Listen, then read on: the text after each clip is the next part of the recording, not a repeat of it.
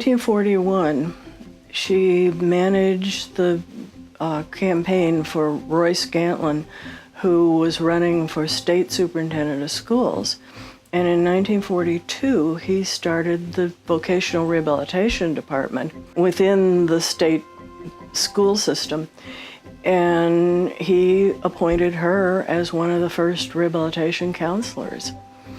So in a sense, she had no background except that she was a fantastic manager of resources, and he knew that from her running his campaign. And so a group of prominent and wealthy Kansas Citians came to her and asked her to establish this rehabilitation center.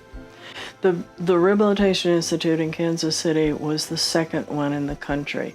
There was one in New York City, a Dr. Rusk had established. So this is why she became an industry leader. It was down on McGee Street, McGee Traffic Way, in a loft over a tire store. Before the Rehabilitation Institute was established, the handicapped were hidden away at home. They were put into institutions.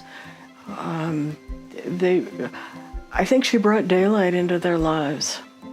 She mentored people so that this would go on, but I don't think she had any idea that 70 years later we would be doing this. After my dad passed away, I got a call from Dorothy Morris, who was the first that I'm aware of executive director. And she said, I have a job for you, would you do this? And it was great. She invited me to work one day, every other week at the nursery school that was located down at Children's Mercy. I really had to progress because I knew nothing. And so I had great teachers that were, the teachers in the classroom and therapists, and I really learned a lot from them. The thing that I was maybe the best at was just playing with the kids. I mean, I didn't have any skills with anything else, and I just loved them. They gave me more than I gave them because they were always, I would come away feeling better.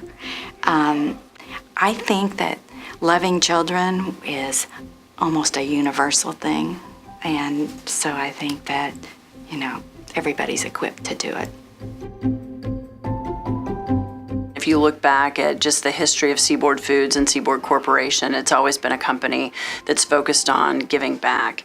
So we find it important to give back to the local communities that we're a part of. We decided to give our employees that are located here in Kansas City the opportunity to vote and pick the charities that they wanted to support. Ability KC came about because of what our employees chose. So we see a lot of participation and engagement, just trying to learn and understand what's important for Ability KC. The other thing that's been important is the Day at the Lake. And our employees very much enjoy being a part of that, and that's been a very meaningful way for them to connect. I think the thing that we continue to hear from employees that participate in that is just how meaningful it is to be able to see people, individuals, children enjoying activities that oftentimes we take for granted. I think people very much like being involved in something that they feel like not just that they can connect to, but they're really making a difference. There's a lot of charities that it's not possible for us to feel like we're giving an individual impact on the life of someone. And this is one that it's very easy to see that direct connection.